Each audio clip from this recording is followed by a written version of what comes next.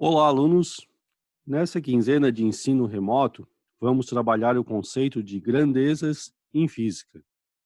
E grandeza é tudo aquilo que envolve medidas, ou seja, que pode ser medida. Por exemplo, o comprimento de uma corda pode ser medida em metros. E quando se diz que um determinado pedaço de corda tem 3 metros de comprimento, significa dizer que essa corda pode ser dividida em 3 pedaços de 1 metro, onde 1 metro é a nossa unidade de medida. Nessa primeira página, vocês devem ler com atenção o conceito de grandeza, porque esse é o assunto, então, da aula 52, saber o que é e o que não é uma grandeza em física, tá? A aula 53 é sobre o Sistema Internacional de Unidades. Depois da Revolução Francesa, que aconteceu no final do século XVIII, os franceses criaram um sistema métrico, e foi esse sistema métrico que influenciou o Sistema Internacional de Unidades, criado em 1960 e adotado praticamente por todos os países do mundo.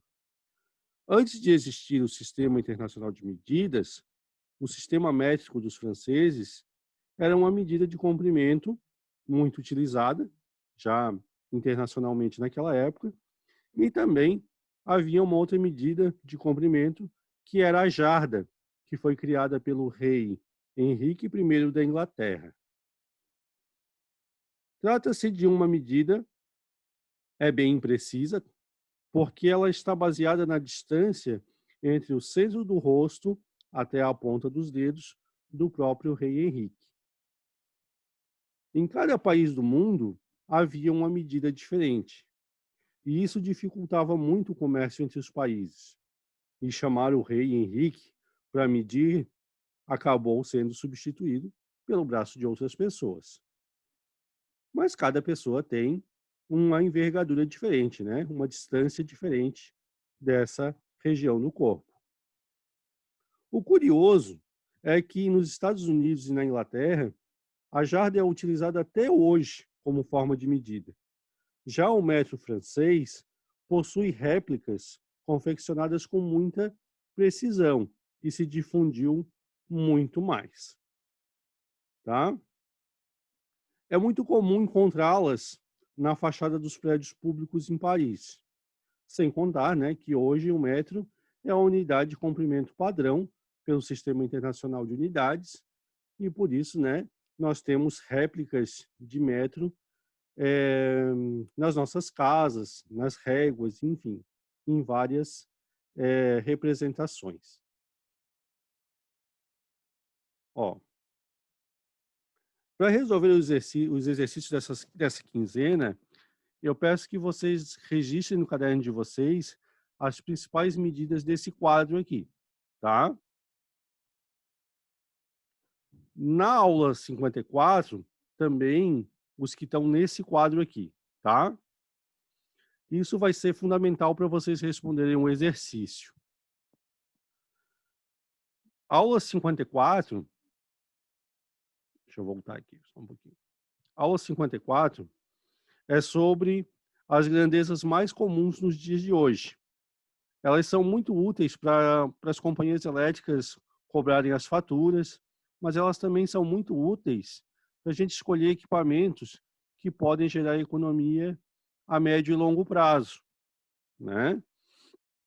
Nós não conseguimos viver hoje em dia sem energia elétrica, mas a gente não pode entregar todo o dinheiro que a gente tem para pagar a conta de luz, né? Então, é importante a gente conhecer essas medidas para a gente fazer as devidas economias e também escolher o equipamento certo, né, na hora da compra.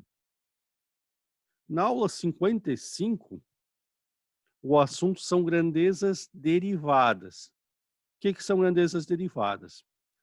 A gente só pode chamar uma grandeza de grandeza derivada quando ela é, então, uma derivação de uma grandeza que já existe, uma grandeza que está prevista no nosso Sistema Internacional de Unidades. Tá? Essas, então, são as verdadeiras unidades derivadas.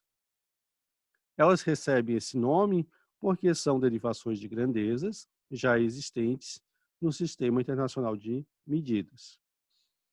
Para medir a área de um terreno, por exemplo, nós vamos usar o metro, mas precisamos medir a sua largura e o seu comprimento para conhecer a área total em metros quadrados.